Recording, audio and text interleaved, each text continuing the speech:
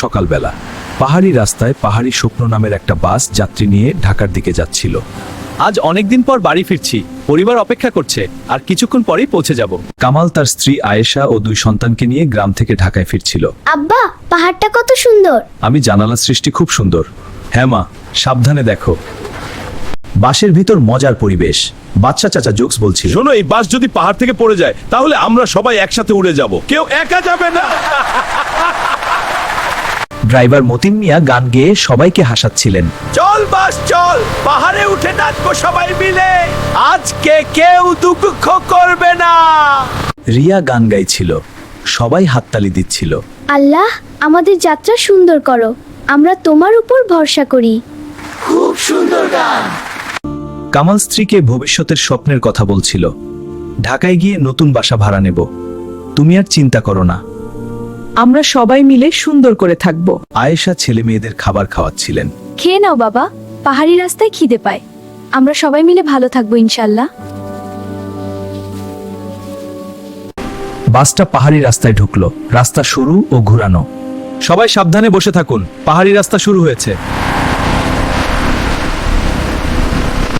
হঠাৎ একটা গর্তে বাসটা লাফিয়ে উঠল। আরে আমার পেটের লাগাম। সবাই হাসতে লাগলো।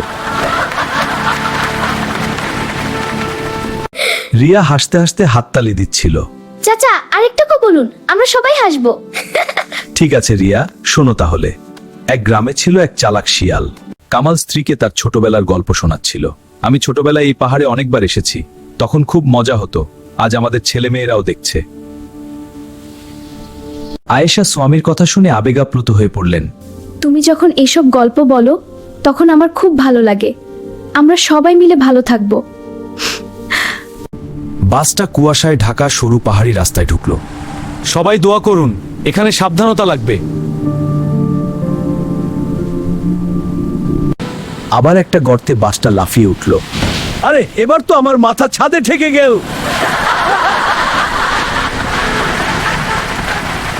রিয়া সবাইকে শান্ত করার জন্য দোয়ার গান গাইল। আল্লাহ, আমাদের যাত্রা সুন্দর করো, আমরা তোমার উপর ভরসা করি। আল্লাহ, আমাদের যাত্রা সুন্দর করো। সবাই মিলে গাইতে লাগলো। পুরো বাসের যাত্রীরা গানে যোগ দিল। আল্লাহ আমাদের রক্ষা করো। বাসটা আরো ঘন কুয়াশায় ঢাকা ভয়ঙ্কর বাঁকে ঢুকলো। সবাই সাবধানে বসে থাকুন, দোয়া করুন। বাসটা আবার সামান্য স্লিপ করলো। সবার মুখ ফ্যাকাশে হয়ে গেল। আল্লাহ, আমাদের বাঁচাও, আমরা তোমার উপর ভরসা করি। কামাল তার পরিবারকে জড়িয়ে দোয়া করতে লাগলেন। হে আল্লাহ, আমাদের এই বিপদ থেকে রক্ষা করো, আমরা তোমার উপর ভরসা করছি। বাসটা কোনো মতে বাঁক পার হয়ে গেল। সবাই স্বস্তির নিঃশ্বাস ফেলল। আল্লাহ আমাদের বাঁচিয়েছেন, শুকরিয়া আলহামদুলিল্লাহ। আয়েশা স্বামীকে তার ছোটবেলার ভয়ের গল্প বললেন। আমি ছোটবেলায় পাহাড়ি রাস্তায় খুব ভয় পেতাম, আজও একটু ভয় লাগছে। চিন্তা করিস না, আমি সাবধানে থাকবো। হ্যাঁ, সাবধানেই আস। কামাল স্ত্রীকে সান্ত্বনা দিলেন। ভয় পেও না, আমি তোমার পাশে আছি। আল্লাহ আমাদের সবাইকে রক্ষা করবেন, আমরা একসাথে থাকব। রিয়া সবাইকে শান্ত করার জন্য দোয়ার গান গাইল। আল্লাহ, আমাদের যাত্রা সুন্দর করো, আমরা তোমার উপর ভরসা করি। সবাই মিলে গান গাইতে লাগলো। পুরো বাসের যাত্রীরা গানে যোগ দিল। আল্লাহ আমাদের রক্ষা করো, আমরা তোমার উপর ভরসা করি, আমাদের পরিবারকে হেফাজত করো। বাসটা আরো ঘন কুয়াশায় ঢাকা ভয়ঙ্কর অংশে ঢুকলো। সবাই দোয়া করুন, এখানে খুব সাবধানতা লাগবে। বাসটা শেষ খাড়া নামানো অংশে ঢুকলো। রাস্তা আরো খাড়া হয়ে গেল।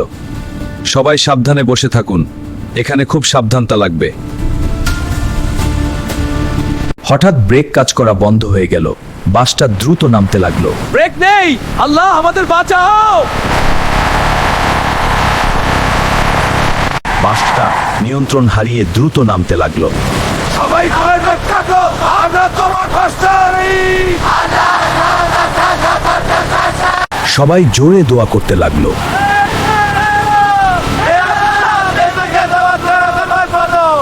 আমাদের পরিবারকে হেফাজত করো। বাসটা শেষ ব্যারিয়ার ভেঙে গভীর খাদে পড়ে গেল। সবাই চিৎকার করতে লাগলো।